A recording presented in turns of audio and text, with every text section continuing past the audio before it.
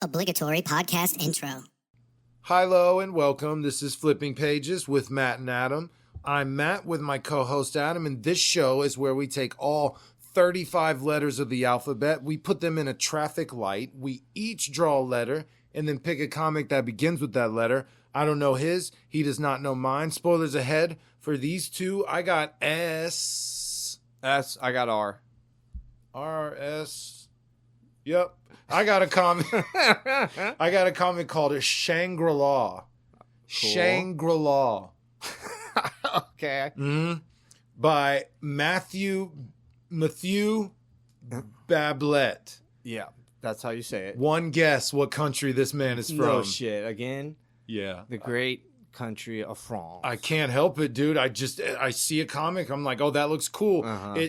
I don't look for French writers. I find comics that look cool and they happen to be French. Yeah. 2016 was put out by Onkama. So obviously came out in French, was translated into English. Yeah. And thank God for that. We start on a planet. We got a dude, regular dude, brown hair, beard. He's wearing a poncho made of leaves. Oh, sick. The world looks weird. The art is bonkers crazy. I'll get into it later, but it's wild. He's walking around. It looks like the Grand Canyon. Apparently, the sun's so hot it burns you, so he has to hide in the shade. Does he hide in his bush Tent. cloak tent thing? Or He has a whatever? tent. It's not what he looks like, though, right? He's not walking around wearing the tent. No. Okay. It's very hot there. I read one that was like that. But he does have, like I said, a poncho of leaves. Nice. That's sick. So he goes home. He's excited. He has a tablet, a device telling him that essentially the sun is close to exploding. Oh, damn. He's waiting for a supernova, and he's talking to someone named Virgil in his head. No one's there. Yeah. But he shaves, he has dinner, and he goes out, and he's excited. He's super excited for this, and he says that he is in the Gum Nebula. Now, where he's from in Earth, the Gum Nebula existed a million years ago. Okay. And where he is has to be the Gum Nebula, but it has to be so far in the past because it's not a nebula yet. Okay. It is all still spread out. a sun and a planet. So we can't be in a nebula, the product of the destruction of a star, because the sun is still here. Oh, okay. So yeah, that hasn't happened yet, Gotcha. but he knows it's going to. He has this tablet telling him that it's going to happen. He wakes up excited. He gets on his suit and he runs out there and essentially watches the sun explode and destroy this huge planet he's on. And he says, "We did it, Virgil. We made it. You would have loved to have seen this." Now we pick up 1 million years later. Okay. As you do. We're on a research lab. It's floating above Earth. Okay. We got our main character, Scott, the same guy who was on the planet before. Oh, God. His name is Scott, and his brother, Virgil. Now, they're there. There's a crew. But what he's doing, he goes into, there's an explosion in this research lab. All right.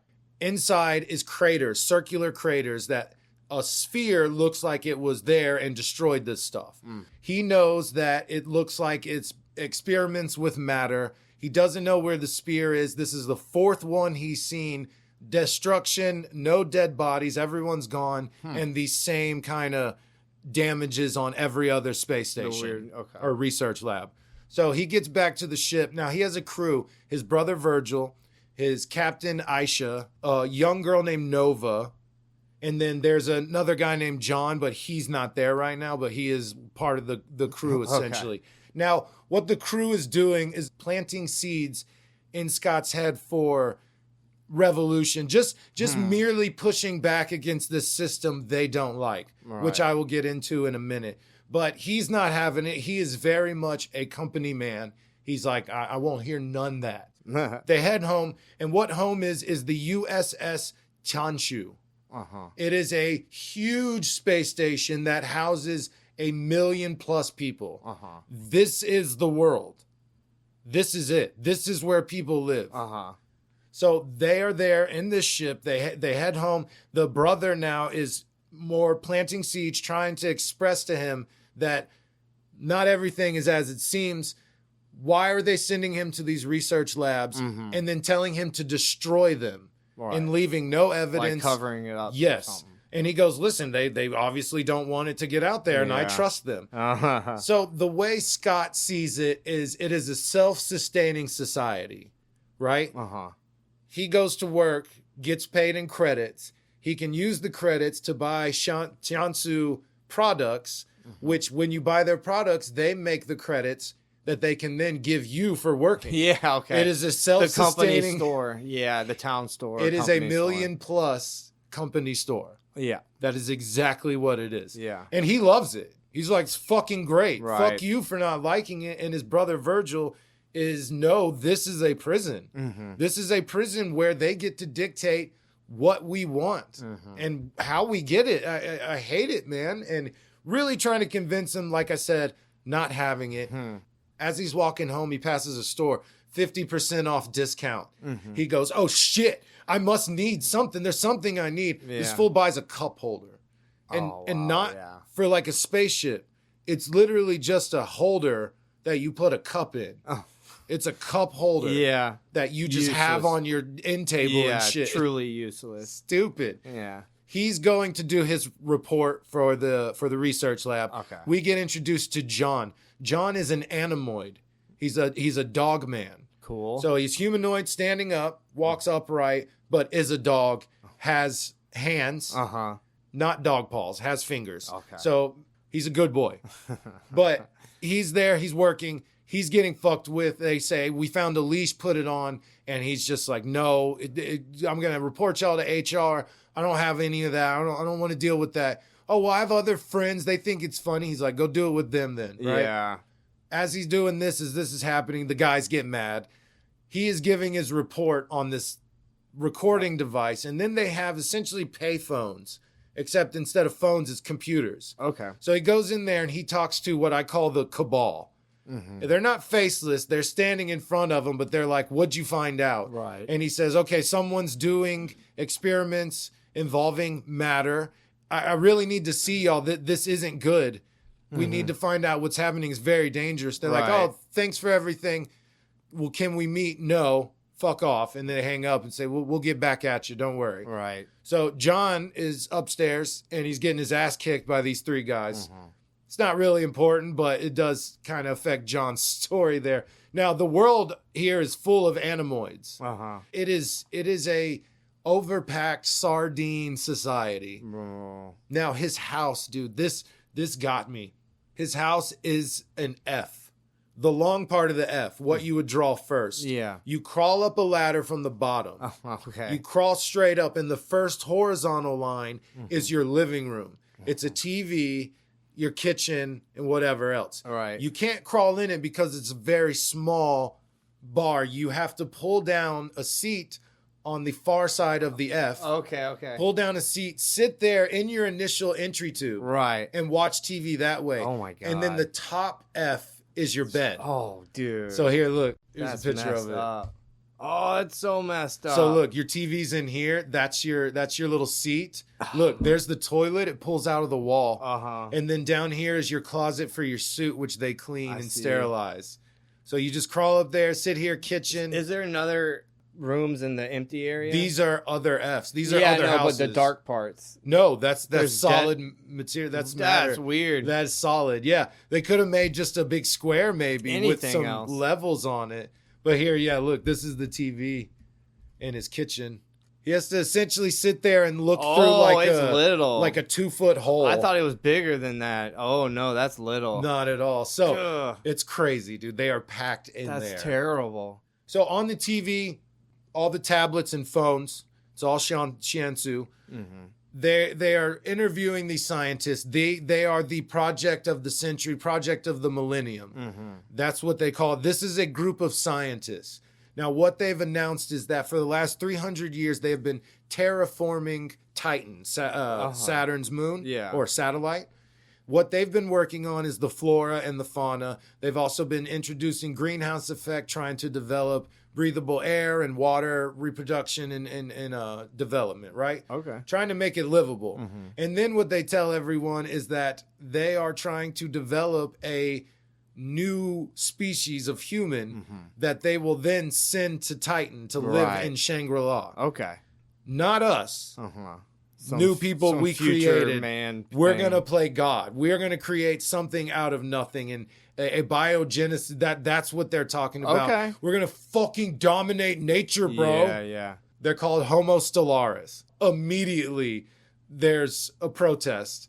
Everyone's outside being like, this is bullshit. Yeah, let us go or So something. John Dog is like, well, at least they're not talking about the animoids because people do not like the animal people. Scott gets called by the Cabal to go investigate another happening. It's another explosion. Another research lab, super remote. They say, hey, you want to take your crew? Do you trust them? And he goes, no. Which it's his brother, and it's kind of. That's it's, right. That's like right. He's like, no, I don't want to deal with them. Being a dick. Virgil finds him. His brother finds him, and he's with John Dog. They end up following him because they think, oh, he got called for another job. He told him, yeah. So they're there trying to convince him of being an activist, being a revolutionist. They tell them, listen, we're working with Mr. Sunshine, who, as you know, is the leader of the revolution we are trying to start here. Whatever. He's the face. He's the leader. That's the guy we work for. And Scott's just like, I don't care. Like, stop telling me. I like it here. I like this. Yeah. He gets on the ship. And it's not a ship, it's called a pulse bot. And it's going to get on a beam that will take him straight there because the research lab is connected by a long beam to the mothership, basically. It's their space railway system. Yes, so he gets on a bot, rides the rail. So they find out at this moment, so we're not going with you. And he goes, no. He bails, but they tell him, can we stay in contact with you? And it has to be John. So him and John are talking, and he's trying to convince him. He says, listen, man, this is going on the TV right now, which is the protests. Guys pissed off. They're yelling about, why aren't we going to Shangri-La? Why are you developing a new species and sending them there? Yeah. We've been stuck in this box for this long, blah, blah, blah. Very good points. Yeah. Trying to show Scott, like, hey, man, look, there's some messed up stuff happening. So he gets to this, the research lab. What he finds is a bunch of floating dead bodies. He finds a woman there talking to herself, saying, I can't believe this. I couldn't stop it. I tried. Behind her is a room, like a light pops on. There's like 4 or 5 dudes in there, and they're like, hey, she's crazy. We had to wall ourselves off in here to get away from. She killed the rest of the crew. And he looks at her, and she's like, I'm not crazy. I'm not mad. I promise you. So Scott, finally, what's going on here? The scientists are the top scientists working on the project of the millennium. What they have to do is they have to recreate the beginning of everything. Yeah. And they have to recreate that so they can make their Homo stellaris. Really? So to create new people, they have to replicate the process that occurred in the Big Bang. All right. And they need a crazy amount of energy. And what they're doing is taking antimatter and matter and banging them together like this. Yeah. And what happens is the antimatter, they collide and absolutely destroy everything. The woman says it's pure light which consumes matter and turns it into energy.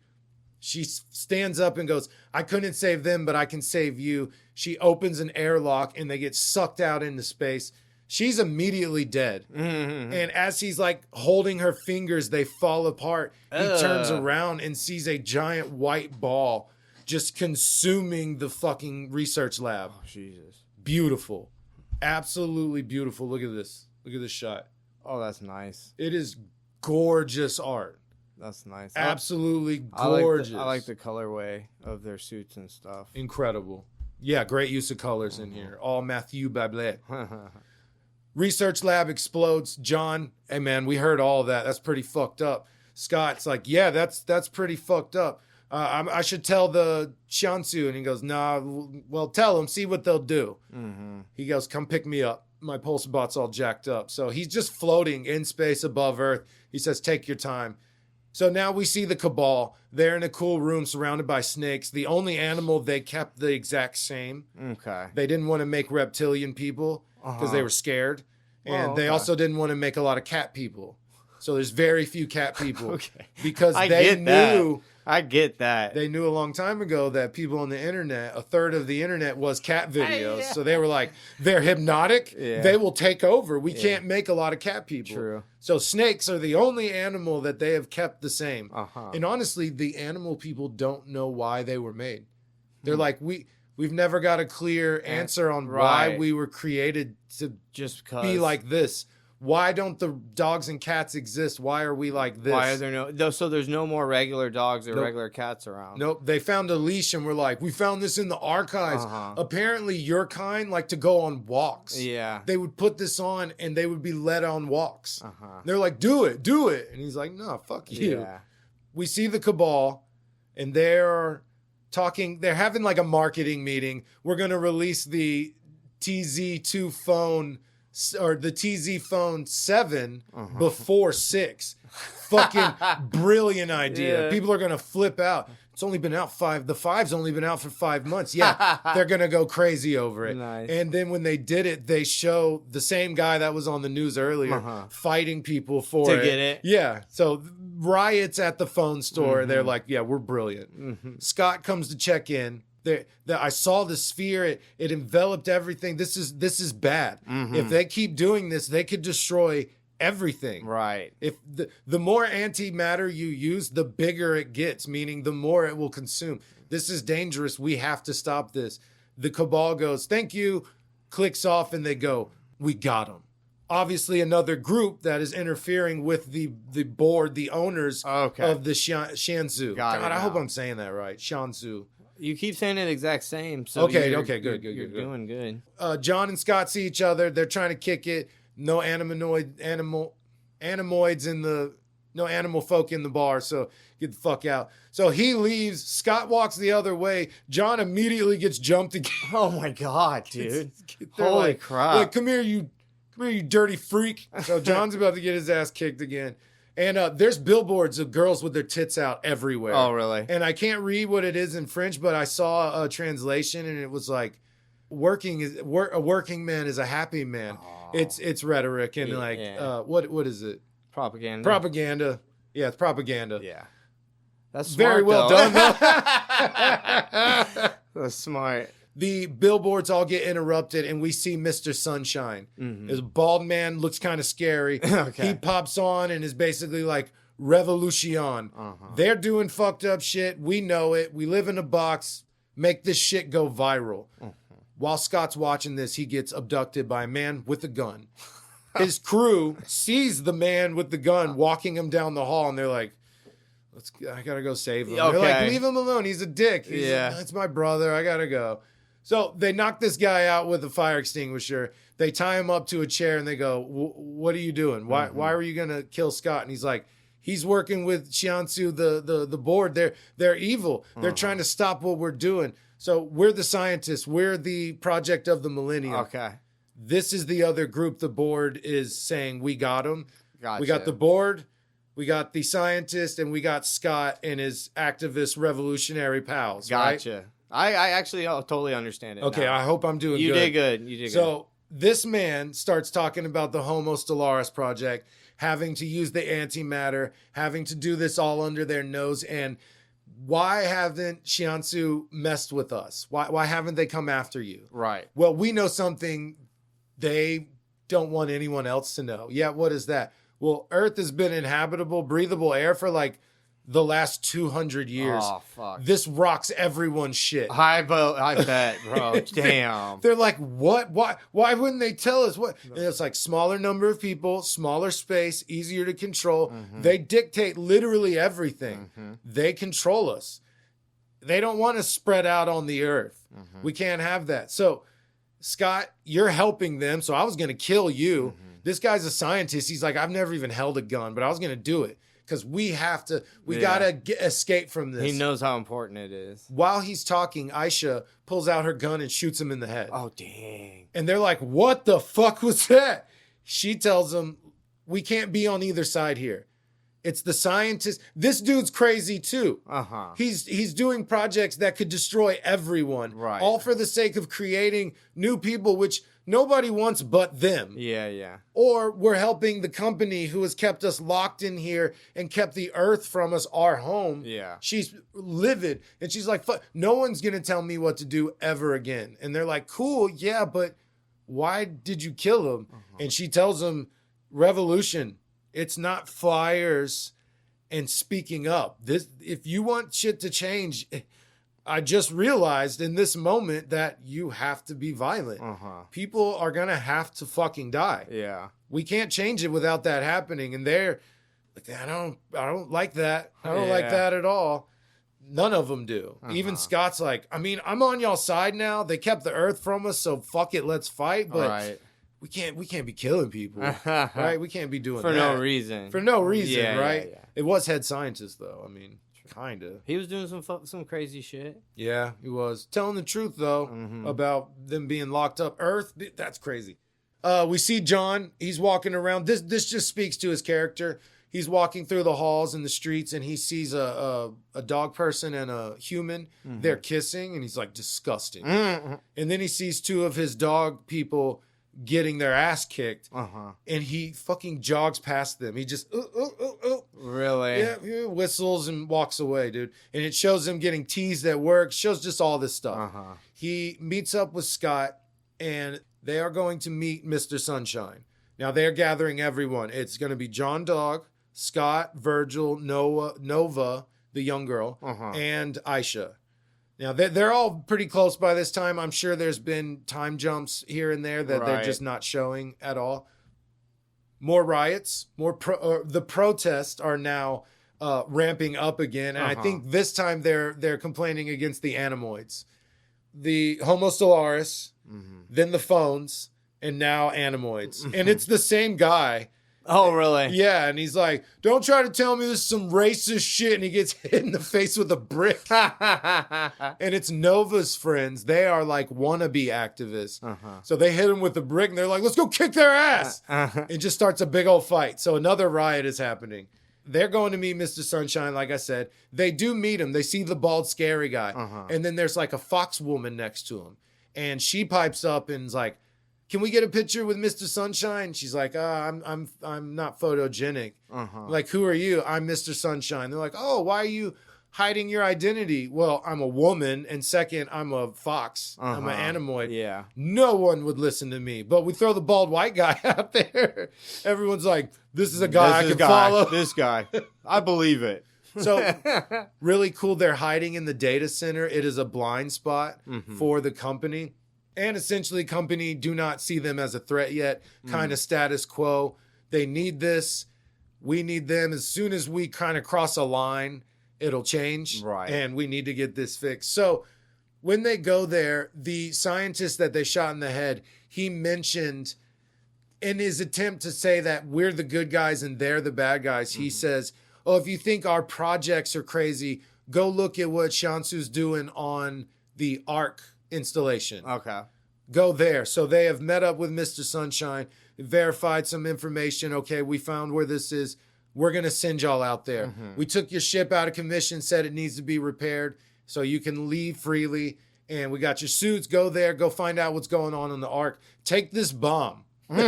Sweet. Take this big ass bomb. So now the scientist, the other guy, now Dr. Abraham was the main guy on the Homo Stellaris stuff, the project of the millennium. This guy now is taken over since he's dead. Gotcha. Now, he is waxing on about creating something from nothing, being gods. It's going to be amazing. So this is like a 13-part series they're having. They're like on part 7 or some shit. Gotcha. So he explains that the Homo Stellaris people are going to be way bigger than humans.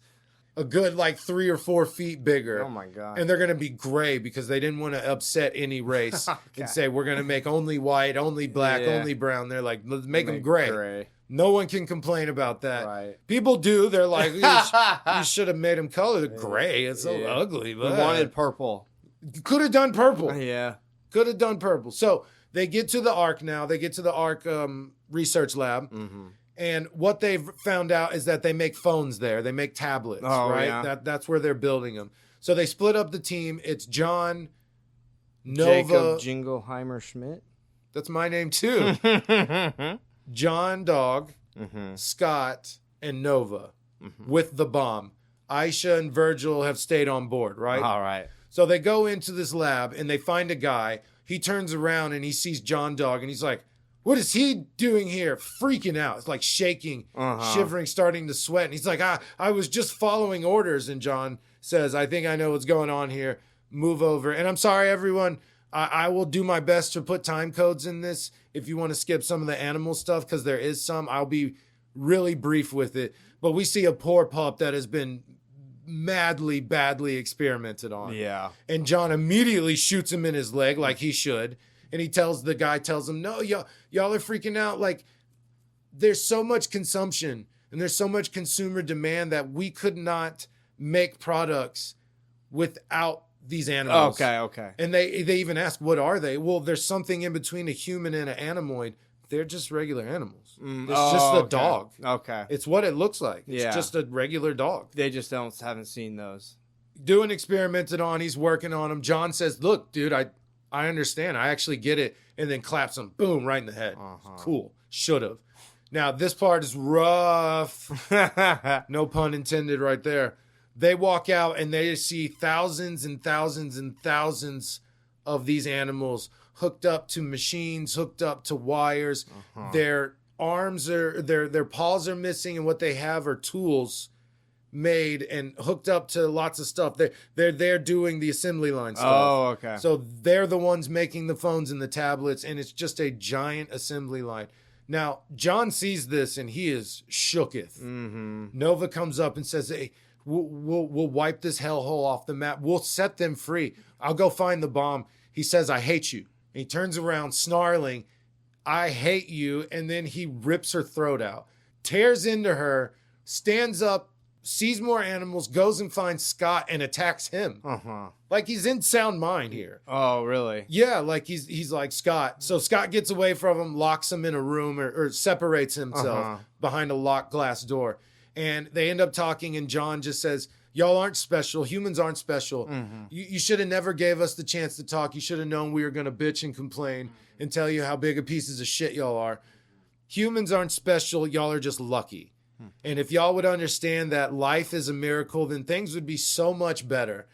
And then he goes, all right, well, I'm out. And he goes and grabs the bomb and just casually walking away. And Scott says, oh shit, okay. He takes off. He finds a giant mecha, right? Big mech robot. Cool. And he's like, I'm saved. He gets in there. John very sweetly goes and finds another pup that looks just like him, holds him, pets him, explodes the entire lab, gone. He's now floating in space. Again, we'll come get you. Take your time. I enjoy this. They don't know what's going on. They explain to Aisha and Virgil what happened. So he goes back home, gets on his little computer terminal thing, talks to Mr. Sunshine, who's like, yeah, that shit's fucked up. Scott says, what are we going to tell everyone? When the time is right. Yeah, it's not right. And Scott's like, God, you're a piece of shit too. Yeah. Okay. You know, the fox says, we'll be in touch. We'll talk to you later. Yeah. Bye. Click. Then immediately the cabal hits them up and they're like, hey, dickhead, you're not good at revolution. You blew up one of our factories, but some of your friends died. We'll call it even. Get to work on your machine to stop these spheres. Yeah. You were saying you could develop a machine to stop them from the inside. And he says, yeah, I can do that. So, okay, you get on that. You're bad at revolution. We'll talk to you later. Bye. And hang up. This is 13 months later from that disaster of a day there. Okay. We are on our 13th and final, 7th program on the project of the century and millennia. The scientist, he doesn't even wait for the interview to begin. He gets up and he's like, Earth is breathable. We've been able to live there for a long time. They've been hiding it from you. Yeah. Also, we figured it out, bitches. We got it going. We succeeded. We created our gray guys. It's awesome, right? Riots immediately. Yeah. Everyone starts, it all goes to hell. Before we see that, though, Scott goes all the way to the top, tippy top of the the Shansu space station. Okay. And it's like a giant, beautiful pagoda in a room full of mirrors. Oh, nice. It's pretty sick looking.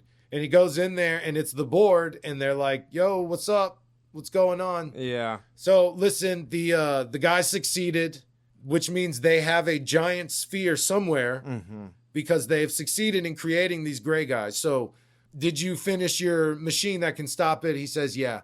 And then they get in just an argument about why you're wrong. And they're like, this is why you're wrong. You're stupid and poor, and you're rich and out of touch. And Yeah. very, very, profound stuff here. Like, but it pisses the main girl off. Like, she's like, no, fuck that. Nah, let's just use force. And they're like, that'll be genocide. No, I'll decide what genocide is. If they're not on our side, kill them. So even more pandemonium now. You have riots, people freaking out because the Earth has been hidden from them for hundreds of years, and they're pissed. Yeah. And now the cops are in force, just blasting everyone. There's looting, there's graping, assault, there's fire. This woman literally sets herself on fire. Jeez. They're looting people's homes. Just the biggest, just absolute chouse in a locker. Yeah.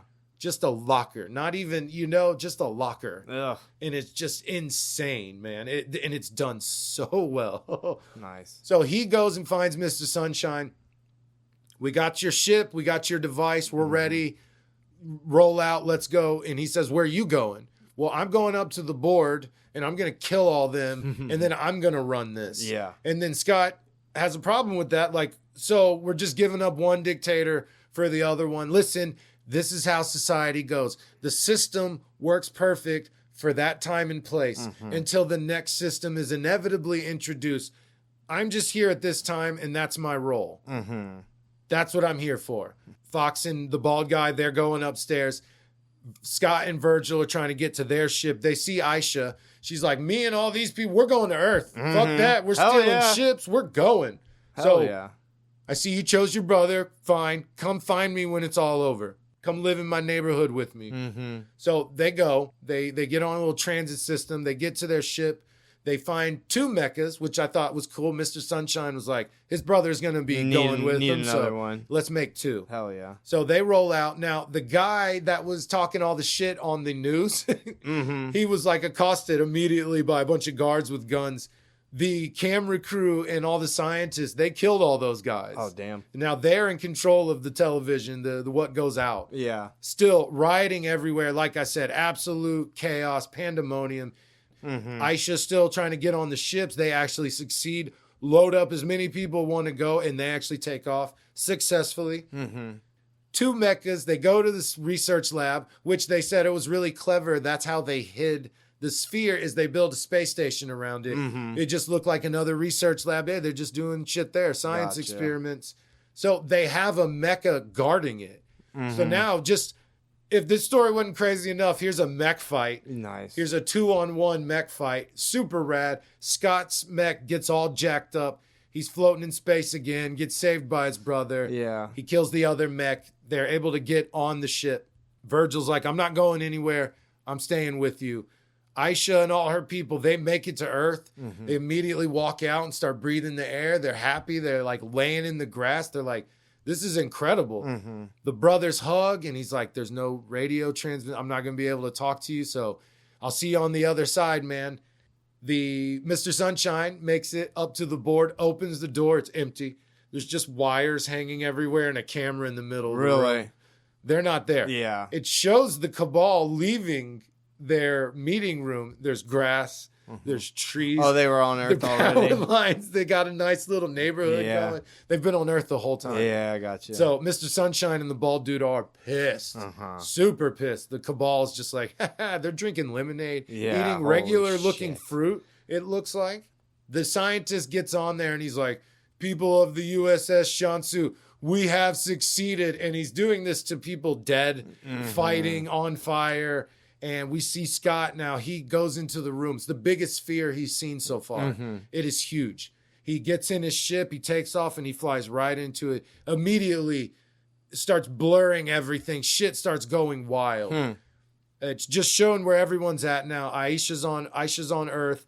Virgil's still on the ship looking at Earth, seeing all these trippy, the lines are blurred. The world looks crazy to him. He starts talking. He's talking to Virgil even though he can't hear him.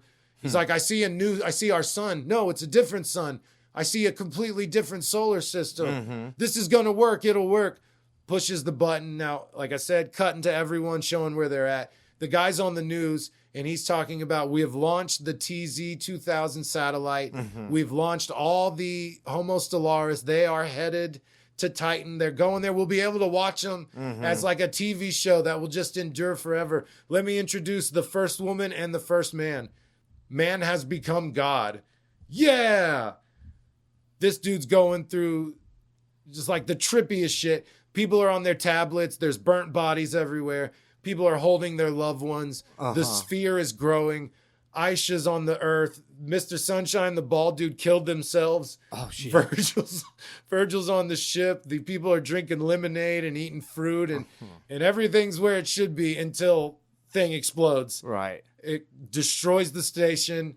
It gets big and starts shooting beams and rays out of it. Yeah. Goes straight through the Shansu and destroys it. Sends 2 beams straight to Earth. Yeah. Starts ripping straight through it. It gets so big and envelops everything. It completely implodes on itself and destroys Earth, the space station, every research lab, literally everything. Yeah. The only thing you can see is just our sun floating there. So we pick up 30,000 years later. Jeez. On Titan. Okay. So 30,000 years later, the T-2000, the TZ-2000 is finally crashed and landed on Titan. And all you see is just a tribal civilization of some big gray people. They got their face paint. It's very tribal. Right. One of them, he's picking up seashells and makes a necklace out of it. And they have shit drawn on their faces. He has a triangle on his forehead. And he takes a seashell necklace to this baby in a cave. It's like a weird area with a bunch of rocks and stuff, and in the middle is this little cradle, and there's a baby inside of it. I don't know if it's like a nest almost. I don't know if it's dead or alive. I feel like this is maybe her baby, and he just passed. Oh, okay. And she's bringing him a gift, and the shaman is there, and the shaman starts dancing and doing stuff, and then he points to a drawing on the wall, which is a triangle with a bunch of lines on it. And then the gray woman, the Homo Stellaris woman, she goes out of the cave, sits down, and stares up into the space. And that's the end. Okay. The triangle is the Shansu logo. Oh, gotcha. From the space station. Yeah. That's cool, dude. This is one of my favorite comics I've ever read in my entire life. No shit. Rising Stars, Houston Spider-Man, old X-Men. Honestly, top 3. If not top 3, top 5 for sure. God dang. I loved almost everything about this book. Okay. Their faces were the only thing I was like, They're like shovel faces. They all look like Robert Pattinson. Okay. No, they just got big flat faces. Looks like they were hit with a shovel or something. Yeah. Everything else, and that didn't even bother me that much. I thoroughly love this comic. Everything about it. It is absolutely fucking incredible. That's dope, dude. So much. And this is long. If you... this is going to be one of those... Have you read Shangri-La by Matthew Badblett? Like, I'm going to be that guy with this comic. Really? If anyone says comics, I'm going to say, you should read Shangri-La. I've already told Joaquin. I've already told Darius. I've told a bunch of dudes at work about this already. I told my wife to read it. I knew you were excited, but that's all I knew. She said, you're going to have fun because I know how excited you are. Yeah. I loved it. Incredible comic. I want the hardback edition. Oh. Any fan out there, Adam, anyone listening, y'all want to get me a gift? Give me the big ass hardback of this book. I will treasure that thing. Does it exist? Yeah. Oh, okay. Definitely exists. Dude, just look. I'm just going to scroll through. Just look at some of this art, man. The little shots, the room shots are great. The big mech fight's incredible. I like the colors. I was just about to say the lighting, shading, yellow, coloring. blue, and white. All incredible. There's such a good use of colors. Every now and then the whole giant area they're in on the space station will be yellow. Other times it'll be blue. And it's just such a genius use of everything. The stuff I didn't cover was all dialogue that let you know even more so who these people are and how the world is. And it wasn't exposition. It was people living their lives in the world. Yes, that's exactly what it was. Yeah. I fucking love this book. So I got R. This is a comic from Adventure Comics, which I don't think I've ever heard of before at all or seen any of their other comics. I feel like I probably haven't either. No, whenever I searched them, I didn't find much. Oh, okay. So Adventure Comics from 1992. Oh, shit. And they old? Yeah. So this came out in 1992. It was created, written, and colored by Steve Miller. So he did most of it. I went to school with a guy named Steve Miller. For sure, for realsies? I think I said that last time you did a comic that was done by Steve Miller. And then the pencils is Philip Hester. Okay. So there's a lot of backstory to this comic that I'm reading. This is technically a follow-up to another series that he started. Oh, what are you doing? There's a bunch of like drama there, and I'll get into that in the Dollar Bin. Okay. So check out Dollar Bin for the behind the scenes over at Adventure Comics. It's semi-interesting, to be honest. It's interesting. I'm intrigued. So this comic is very 90s. It's done on newspaper paper. Yeah.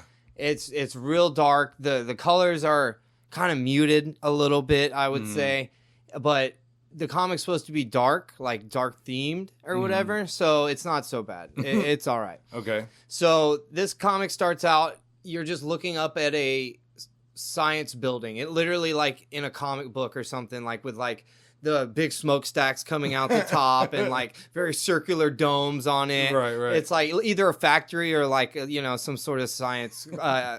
It just says science on the front. Yeah, basically. And this place is Marlin Labs. We learn no backstory to them, but like the tiniest little bit here in a while. This world is not fleshed out. I think partially because he thinks you might have already read the other one. Right. Maybe that's why. I don't know. So it is a follow-up. You're looking at a big factory building or whatever. Then all of a sudden, there's cracks in the door, and then explosion of liquid comes out of the building. So like not fire. There's like no fire at all. It's just an orangey red liquid comes spilling out of this building, carrying a police officer. Okay. This police officer's name is Scott Baker. It doesn't explain why he's in there at first. We don't know why he was in this factory or whatever the hell it was. Chemical plant type situation. He just gets washed out in a tidal wave of this red goop.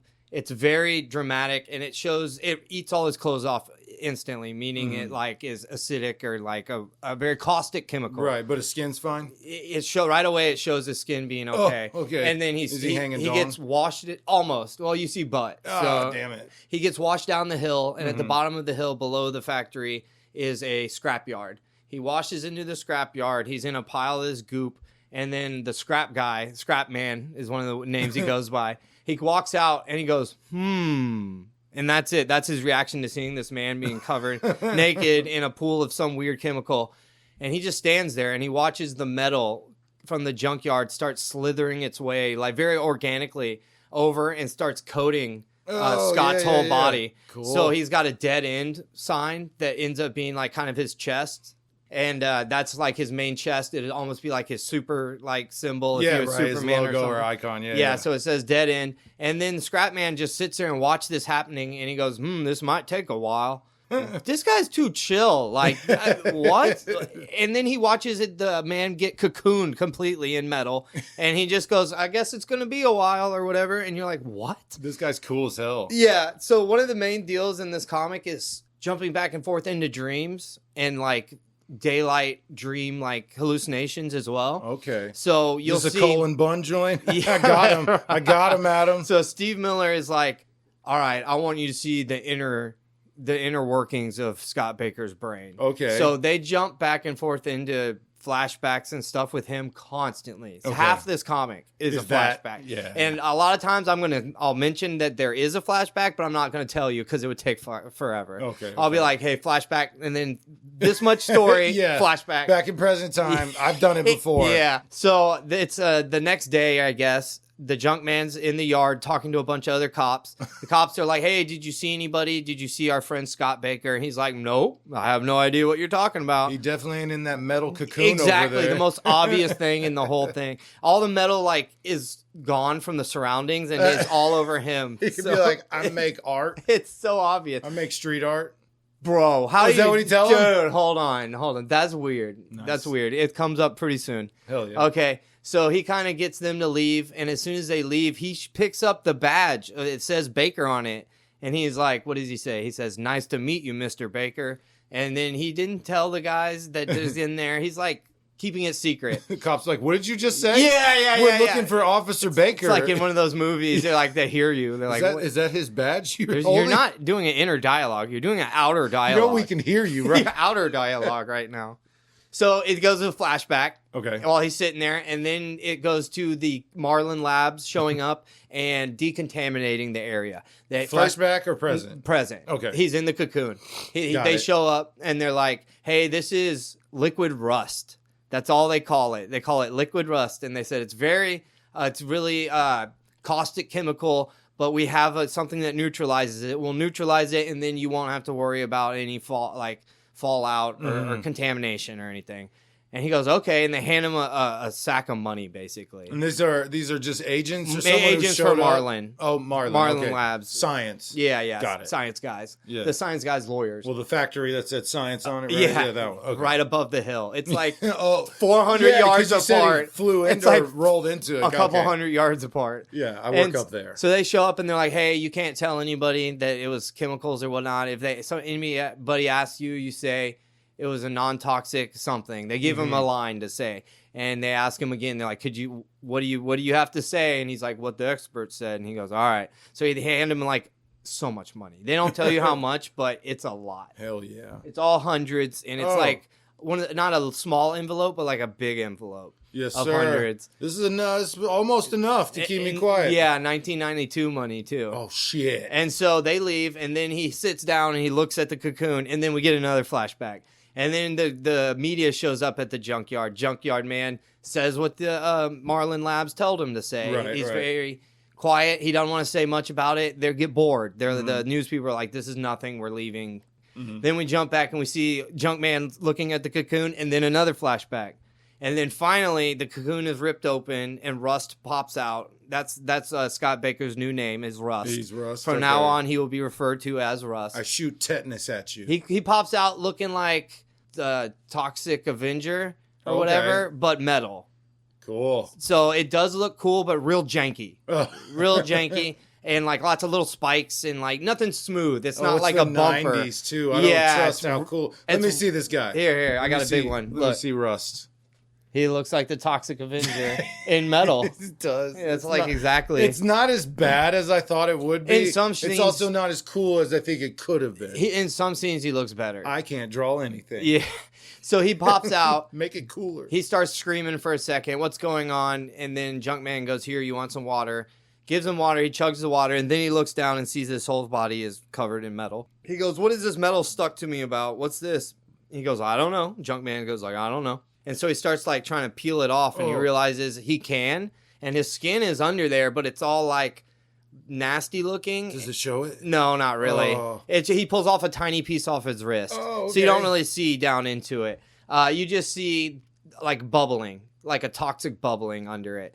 So what is happening? His skin is actually okay under there apparently, but there's some weird reaction between the liquid rust chemical and what other chemicals got mixed in, because it wasn't just liquid rust that came down from Marlin Labs. It was mixed with other things. Right. Later they say that Marlin Labs is like, we did test, it's a bunch of chemicals. Okay. So it's some symbiosis between his skin, the chemical, and metal. The metal has to be there to keep his skin from melting away. So the goop in between eats away the metal instead of eating away at his skin. That's how they try to explain it. That's why he's not in pain. Right. He's right. fine, actually, as long as he doesn't rip But the metal he can't off. rip it off. Exactly. He has to stay covered. He gets real mad and upset, as you would. He picks up Junkman, and then immediately he's like, oh, I'm so sorry. And he goes, yeah, that was not nice. Yeah, like, no, that was not I just cool. realized I can't fucking jerk off. just Junk Man now. I'm Rust Man, and you're Junk Man. This is a bad. Let's team up. This is a bad combo. So he has like a little breakdown. He's like, "Oh, my wife Annie. What am I gonna do about Annie?" And then all of a sudden, all the cars and all the metal in the junkyard starts levitating and kind of moving around behind him. So this is where we find out he actually has metal powers. He's Magneto. Nice. He's like. Probably seems like he could be the same level of a Magneto. Really. Oh shit! He moves really? the entire junkyard, not consciously at first. He's just freaking out, and his powers surge of emotions made it click on. Yeah. Exactly. And so he That's does strong. He, That's crazy. he does that, and then they don't make a big deal about it. Junkman's like, "Oh, I guess you have powers." This like, dude just seen some shit. He's like, I've seen Stranger Things. I almost wonder if he was in the other comic. Oh, he has to be, right? I don't know because he's so chill about it. We'll not look. He that up acts when like you're he done. knows what's happening the whole time. Yeah, right. And he's the mentor from here on out. Oh, cool. I was hoping he stayed. Like in the lives story. there, and like this is his mentor. Maybe this is. He's his a wide old introduction. junk man. He's there. He's lived through it all. He's got advice for everything. Yeah, apparently. He doesn't freak out when a man goes into a metal cocoon and then pops out. I've seen some stuff before. So finally, Rust goes, "I gotta go see Annie." That's his wife. He's like, Good move. she'll be able to accept me. I think like Probably- we love each other. probably So I was not. like, that's cool. Like I'm glad they did that. He's actually gonna go talk to I normally think that's cool. Spawn or whatever. No one would say shit. Yeah. They go hide forever. Yeah, exactly. So he's like walks straight to his wife's house or their house. He looks in the window and he goes, "Oh, great. My best friend and Oh, my partner, God. Jerry, is hanging out with my bereaved wife. It's been 2 months, 3 months Oh, my since it God. happened. Since the original, he was in the cocoon for a long time. Oh, that's He so looks in fucked. and they're just kind of like holding each other. They're not actually kissing or anything. Mm-hmm. And they're not doing anything at first. And he's not there to try to get with her.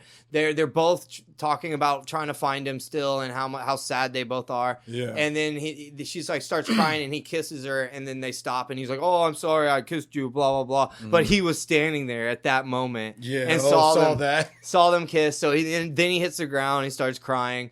And this is where he doesn't see it, but we get to hear it. He's like, "I'm sorry, I kissed you." And she was like, "Oh, it's okay. We're all worked up, whatever." And then, they back off each other. Yeah. If he'd been watching for 5 more seconds, If he he would just have seen. stayed there, Yeah, that's all. okay. That's all he had to do. I really, really thought she was going to be getting plowed. It happened. He's going to plow her. It I know happens. that. I knew that. Okay, so He tried to kiss her and she didn't kick him out. right. What a whore. It's only been 2 months. 2 too. months, 3 bitch. months. 2 years? Okay, that makes sense. Also, That's the partner. doable. What the hell, bitch?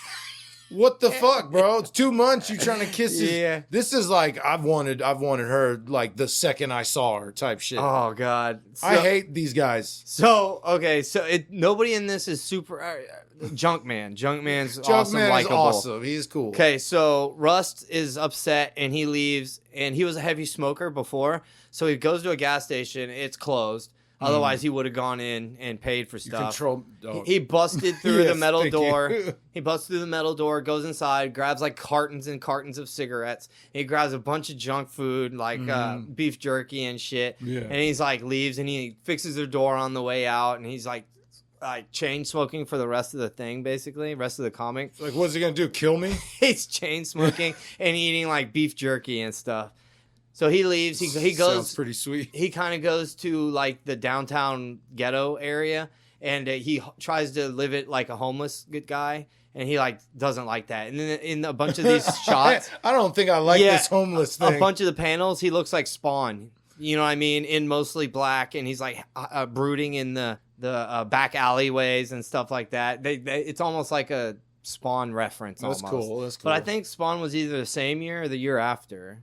Same 91. year. 91, not 92? I just pulled out my. No, ass. I think it was 92. I truly don't know. So- we'll not look that up too. So that was the first comic. They get a lot done in that first comic. There's Yeah. only 4 issues. This next comic, number 2, starts with a dream. He's in a dream. He's in a boat out in the ocean, and there's a bunch of big waves. Scary stuff. He wakes up at the he sleeps outside at the junkyard, by the way. Okay. Yeah. Junkman has a shack I think there are multiple rooms in this shack, but he sleeps outside on a bed outside. Dude, give me an hour. I'll build a badass metal house. He knows, I guess he don't know how to use it Yeah, yet. he knows he can, though. Yeah. So he wakes up out in the yard. He immediately starts smoking a cigarette. Junkman comes out and goes, "What dream was it?" So, like, he's, like, trying to, like, help him work his way through his dreams and stuff. All of a sudden, on his chest, it starts burning really bad because all the metal, he burnt through all the metal. So it gets used. He has to replace it with the junk metal around him. Oh, what? And that's what we find out here, that he gives him a new piece of metal, and he puts it on his chest, and it heals him. And he realizes he needs access to new metal. The metal burns off by the rust, the liquid rust. And just from him not doing anything, just day just to chilling. day, It'll happen. he's not even using his powers or anything. Got it. That sucks. So Rust goes on a walk. He goes on a walk, and he's walking around downtown. He goes to a church, talks to a priest. The priest is not super helpful. Right, listen, as soon as he leaves there, and he's like, "Oh, I didn't get any help there," he walks across the street to the liquor store. Nice. Yep. He goes to the liquor store, gets a bunch of liquor, goes back to the junkyard, and is singing old songs and stuff. Junkman comes up and is like, gives him a talking to about liquor. Give me liquor, give me cigarettes. He's like, this isn't going to help, and gives him a little pep talk Definitely about not. how liquor's not going to help. And No, this he should and be that. doing drugs. hard drugs. Do hard battle. You're made Those of metal. will help. You're made of metal, bro. You'll be What you gonna okay. do? Fuck up your body? Yeah. Too late. Think you'll be okay. So there's a bunch of mentoring in these comics. Junkman's giving advice. Rust is taking the advice. Moving on. He starts building like cool statues, metal statues, and when he sleeps, he built one of his wife Annie. Getting banged by his best friend. She's like all like 20 feet tall and metal. Nice. It looks really cool. Yeah, and that happens a bunch from now. A bunch of times. So he's learning how to use them. It's doing it while he's sleeping. Actually, okay. It's mimicking whatever was in his dreams, and then it builds big ass, badass statues that look really cool. And that's he's just laying there. He's not walking around doing. Okay, he's just sleeping. Cool. Yeah. So that's the basics for the rest of this comic are his statues. Okay. I'm going to break it to you now. There's no super heroics in this. So all the things you've mentioned, the statues are the one I didn't really care about all that much. No, exactly. That's why whenever I got finished with that first issue and then started the second one, I was like, I don't know. Okay, statues. So let's do it. Yeah, okay. That's kind of what I thought. I was like, statues, okay. Whatever. Can't be that big of a part of the rest of the comic is what I was thinking at this point. It is. This is the point of the rest of the comic. So he goes into another dream. Now he builds another statue. This dream, it shows him turning into metal, without metal, into metal. Like, then he wakes up from like a dream where he built another statue and he's mad. He's like really mad. He's like, this is all from Marlin Labs. This is all their fault. I'm going to go up there the 200 yards. You can probably see over the fence and see me. Eyesight of this place. I'm going to go over there and get some justice. They're going to help me. They're going to fix me, and I will be a normal human being, and I can reunite with Annie, and my life is going to be perfect. So he walks up there, gets in the parking lot, and starts screaming, and all the cars in the entire parking lot go up in the air and start like swirling around. There's all these people outside that see it happening. As that's happening, a couple hundred yards away, you can see him. Junkman is looking at the building right now. Because he's right there. Yeah, because he's right there. And he sees all the cars waving around. And he knows what's going on. We also find out that Scrapman is an artist. He works on like canvas and stuff. So his art seller comes.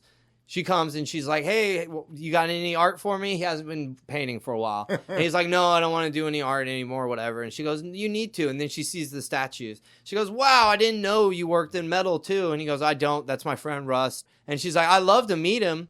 And that's the end of the second comic. So everything that happened that I've explained was basically the first comic. And then that second comic is what I just said. Okay. That's the entire second comic. A few dreams and then that's it. Okay. And then the art thing.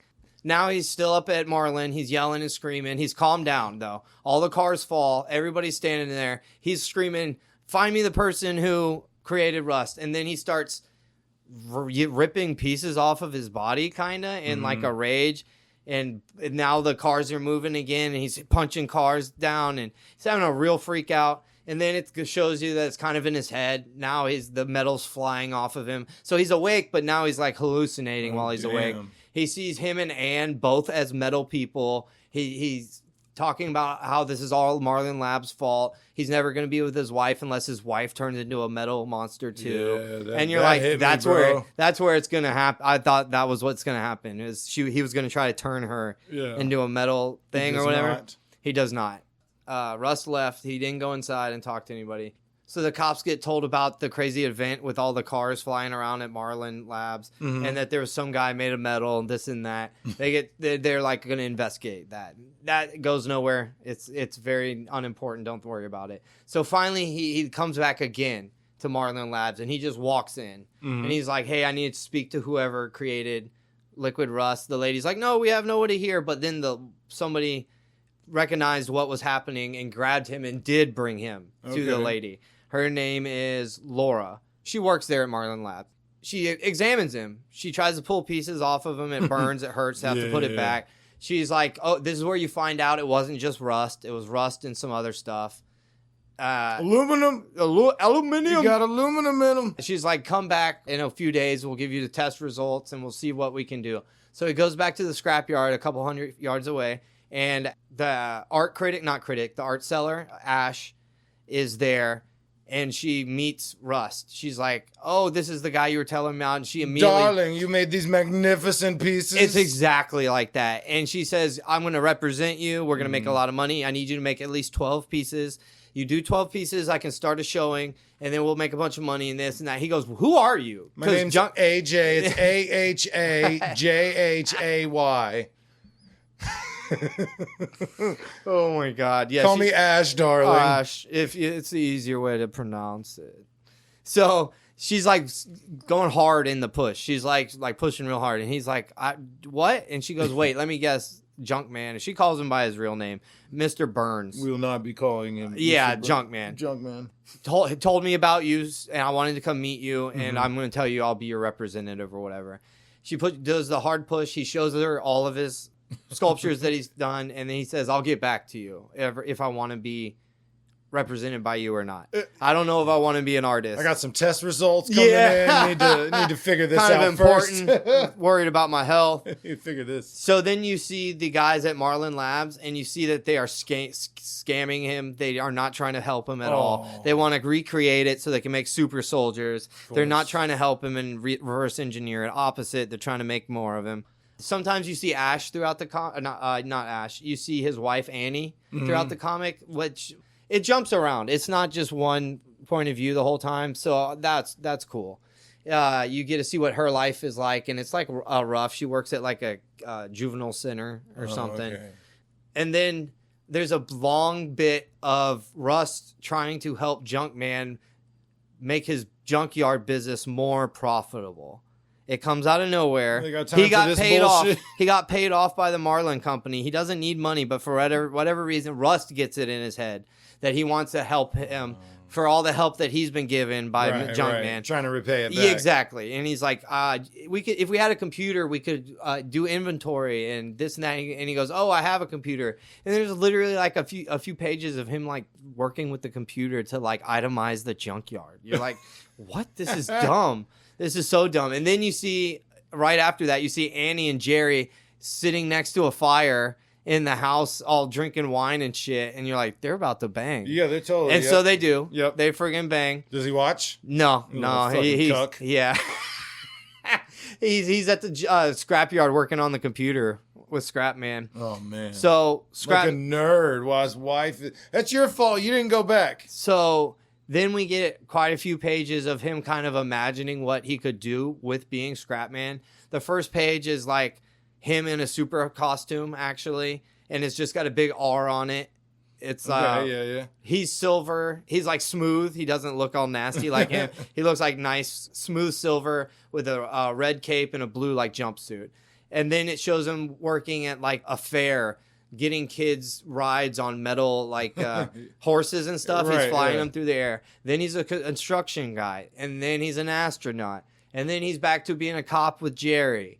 Now he's on the other side. Now he's a protester fighting against the cops. Now he works for Baker Demolition. Now he's taking down buildings instead of constructing buildings. He's a super spy. Busy guy. He's like Jacques Cousteau. He's at the bottom of the ocean. He's a family man with a bunch of kids and stuff. Wow, like this is this is kind of cool. Like, Yeah. what's he gonna do with his life? I got a good idea. He is in the commercials for the junkyard. Yeah. And he's like, I'm Scrap Man. And then lifting metal, showing it all come towards him. Yeah. And like, I am made of metal. Come see visit me. Yeah, hell yeah. Genius. Yup, bars. So he's sitting there talking to Scrap Man, describing all these things he could do. And then all of a sudden... Junkman? Yeah. Rust Man. I said Junkman Scrap and Man. Rust Man. Yeah. That's what gave me the idea for the commercial. So they're sitting there talking, like reminiscing about life, what he could do and whatnot. And then Jerry just walks up into the junkyard. He walks up and he goes, Scott? He like figured out as soon as he saw, Rust is Scott. And so they talk for a second. He's like, we've been looking for you. Like, why didn't you come see us?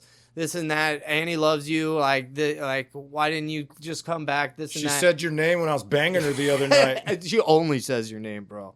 Okay? She says my dick's tiny compared to yours. Okay? You're fucking huge. huge. You're way better than me. I last 2 seconds. You're the man. Scott. I'm gonna call you Scott. Is it okay if I call you You're Scott? the fucking man. You're the fucking dude. man, Scott. You can really give her the pipe now. Big old rusty dick and balls. We'll oil it. We'll oil it. God, no. Everything will be all right, bro. Editor, cut that. You can use me as your puppet, Scott.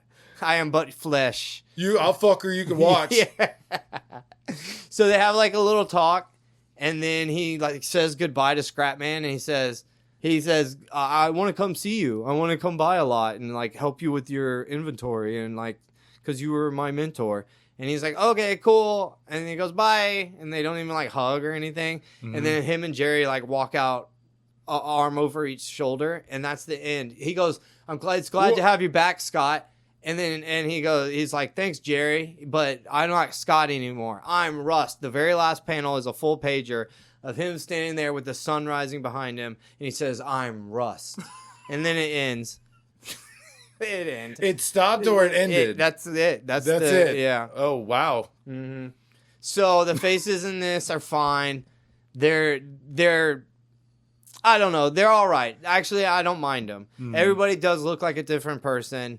The one guy's bald, Jerry, his partner or whatever, is like bald as fuck and like got the comb over going. No. So they have realistic. Everybody looks kind of realistic. He's kind of paunchy. Nobody looks like a buffed out, roided superhero. Jerry's paunchy? Yeah, a little bit. He's like a Okay. skinny fat.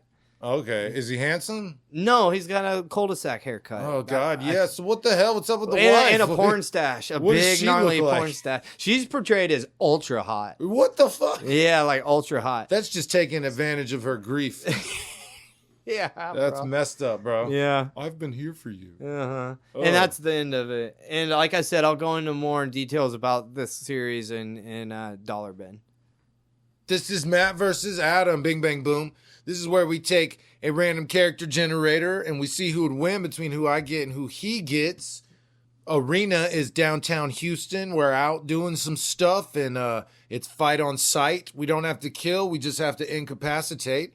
And I got Drole again with one of the 10 commandments from the 7 deadly sins, which pretty much ensured my victory last time. But who did you get? I got Lord Boros from One Punch Man. The one guy that we've seen that Saitama had to actually try against, which if he could have done it right out the gate. He just didn't because he was enjoying it. He never knows, yeah. So there's really no discussion here. You destroy me. Like I am essentially country level strength while you're planetary at the least. Yeah. At the very least. They use the word immeasurable strength, immeasurable mobility. It says you would win this fight with absolute ease. Now, I'm super powerful, altering landscapes. You are. I can send someone's soul to the past.